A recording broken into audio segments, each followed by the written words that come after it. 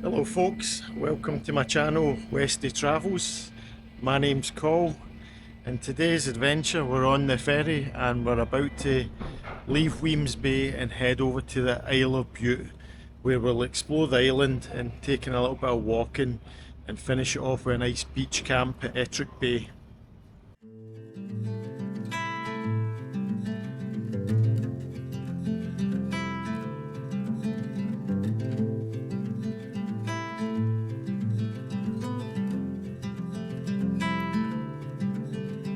Close your eyes, hear the voice within calling.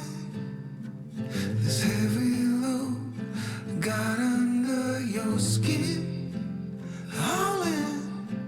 You got the white knuckles holding on it tight, keeping your feelings bottled up inside, heading for collision in the night. To really live, you gotta die. Breathe in, breathe out. Hey, come alive. Breathe in, breathe out. Look at the colors, right.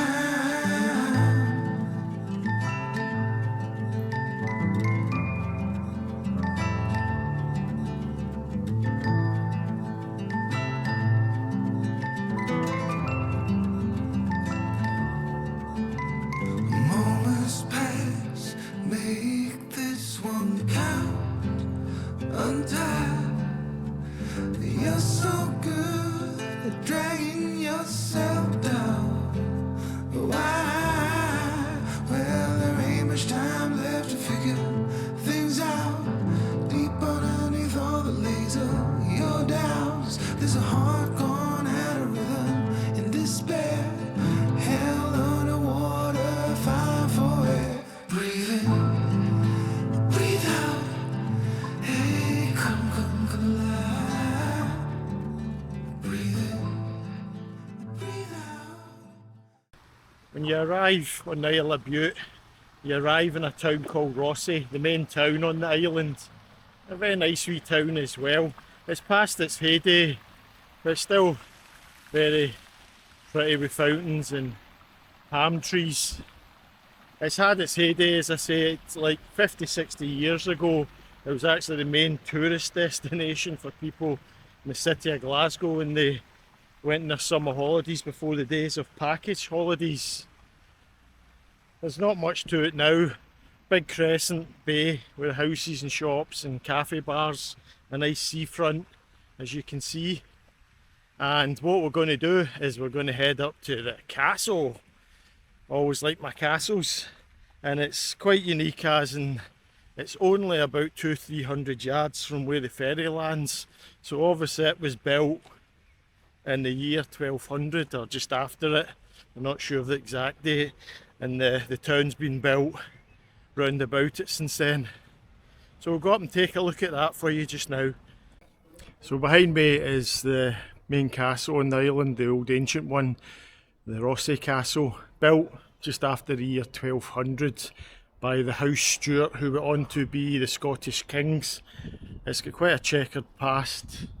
It was taken over by the Vikings in the early 1200s a couple of times, but they were then driven out.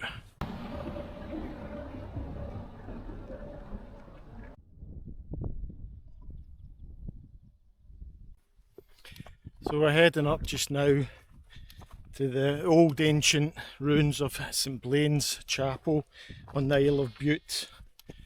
You can park, it's literally a 5-10 minute walk up to it. It's about 8.5 miles from Rothesay to the south of the island, and it's kind of well worth a visit. As you'll see from the footage, it's quite unique that the chapel itself seems to have been built up on an artificial plateau where they've built it up. It's quite cool looking. It's also, rather than drive here like I've done and then hike up to it, you can also come here to the Isle of Bute. We did it a couple of years ago, and there's a trail called the West Island Way, not the West Highland Way, the West Island Way, and you can do it over a couple of days. It's 30 miles long, It crisscrosses round the island, and it gives you some fantastic views and takes in St Blain's Chapel.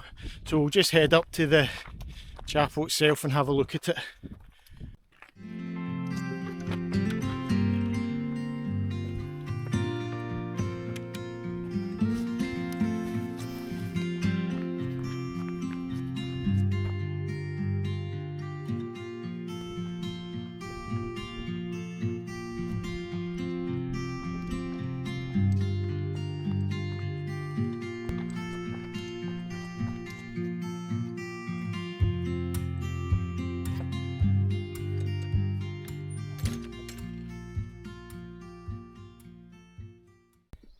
So you can see behind me the chapel, St Blain's Chapel.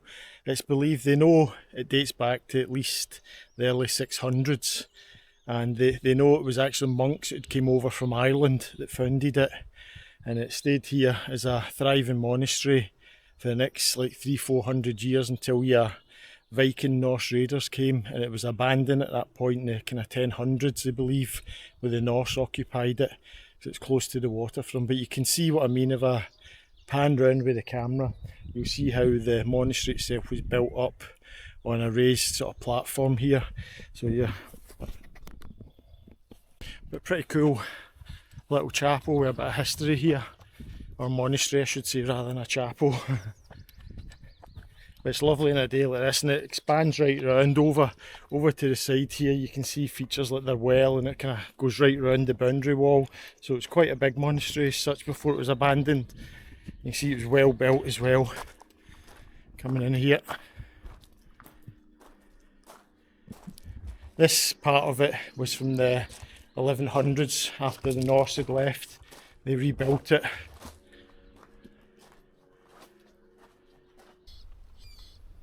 The old well still with water in it, 1,000 years later. Pretty impressive. Don't know if I'd want to drink it though.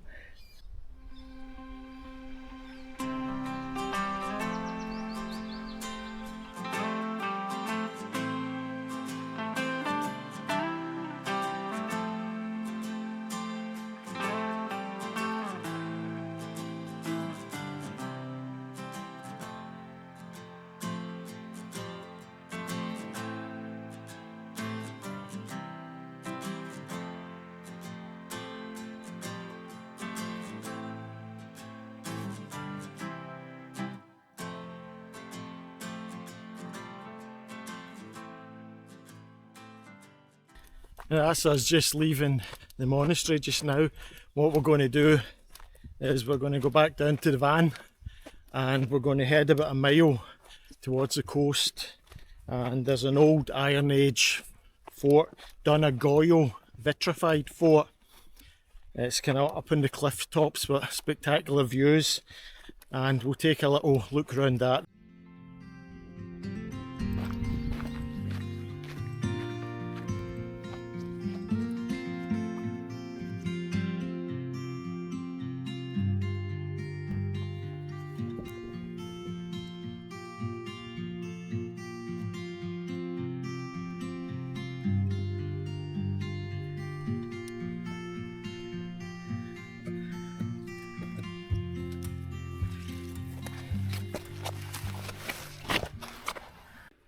So that's us up the top of Dunagoil vitrified hill fort, and it's quite interesting the three places we've visited so far, starting with Rothesay, then St Blain's Monastery, then Dunagoil vitrified hill fort. The three of them have actually through history been the capital of the Isle of Bute, starting with this one, Dunagoil, which actually means Dun is the word for hill fort, and then Goil is foreigners, so it's the fort of the foreigners, because it would have been believed the Irish had come over here and occupied it originally. And archaeology shows that it was first built around 150 to 300 BC. And then after that, the administrative centre of the island moved up to St Blain's Monastery and the chapel, which is only half a mile away up there on the hillside, and that remained the capital of the island until the Vikings invaded in the 900s, and they changed the capital to the deep water port over at Rothesay, where it remained to this day. There's not much to see up here now. It's a volcanic rock sort of headland coming out to the sea. And what they do know is at some point the fort was abandoned. There'd have been wooden palisades all the way around into the rock here. And here down to my side here, not sure if you'll be able to see if I try and zoom in, is some vitrified rock.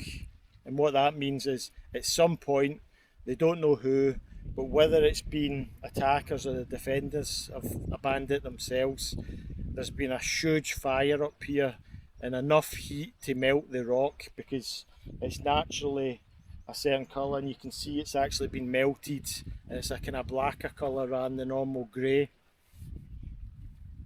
But superb views and a nice day like this. I don't know about in a Scottish winter.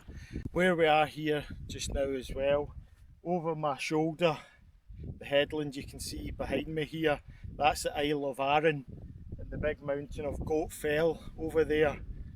Over this shoulder to the south in a clear day would be the coast of Ireland. Then over this way to the other side of Arran is your coastline of the Mull of Kintyre, which is a big giant headland running right down here between the islands.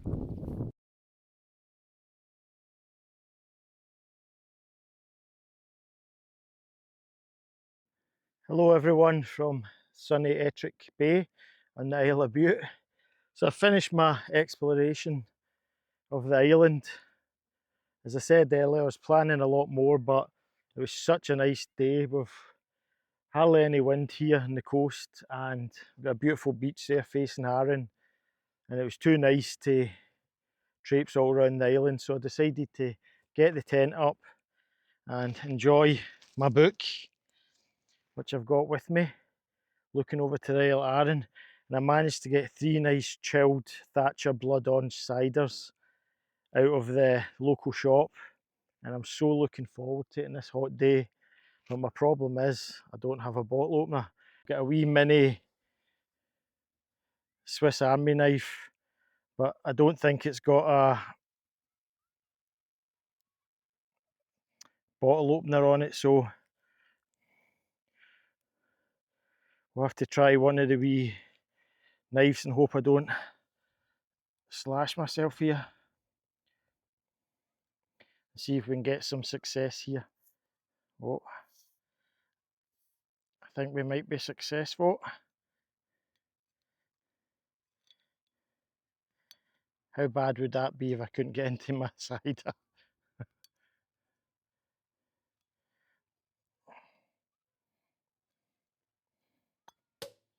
Success. Swiss Army knife once again saves the day. So I'm going to sit back and enjoy my blood on cider and read my book, and I'll catch you later on. Cheers.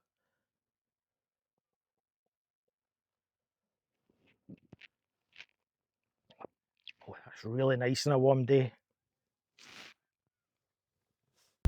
It's about 7 o'clock at night now, and beach is still fairly busy.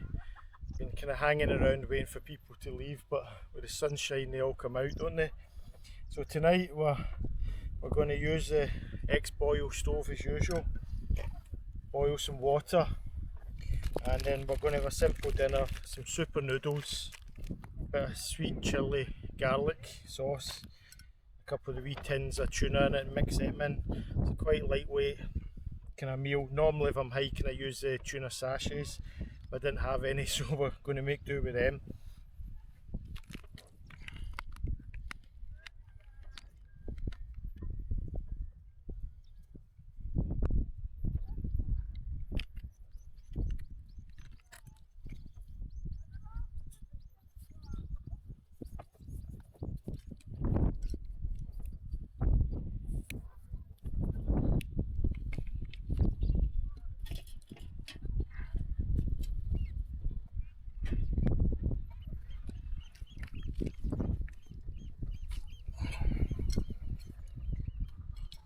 We'll let that boil up and then get it cooked and enjoy a nice dinner and chill out then. Burnt myself with the sun today. Us Scottish people aren't used to the sun. The back of my neck's really red. Still very enjoyable to be out in a day like this rather than the rain and the snow we've had for the last 5 months. So I'll crack on with the dinner. We'll catch you later before I go to bed.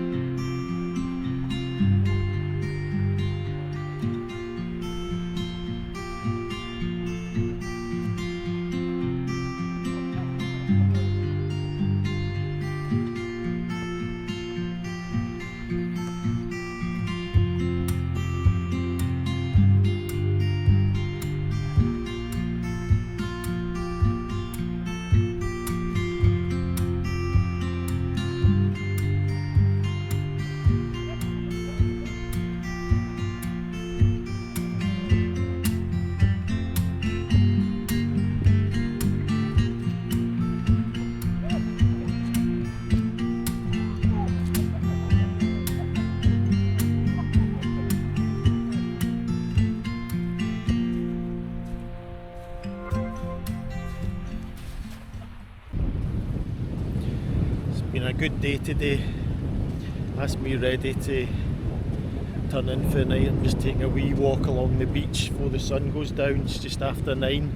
Had my dinner, read my book, and ready to get the head down for the night. Very enjoyable. Isle of Bute's very nice in the sunshine, shall we say. I suppose everywhere is, but it's a beautiful little island, and if you ever get a chance to explore it, it's not massive, but it's plenty to do on it. It's well worth a wee visit. Got some nice beaches and bays for you to camp up and explore. So with that, I'll bid you good night and I'll catch you in the morning.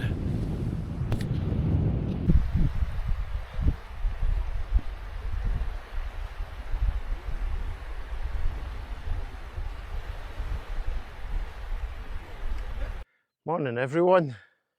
Another fine morning in the Isle of Bute, overlooking the sea in the Isle of Arran. That's us for another adventure with a great trip away, lots of sunshine. But I'm going to try and get up and put the tent away and catch the early ferry before it gets too busy to get off the island. So if you enjoyed this wee video, if you can help the channel out and give us a wee like and subscribe, that would be most appreciated. And until our next adventure and the next video, I'll say goodbye for now. Toodaloo.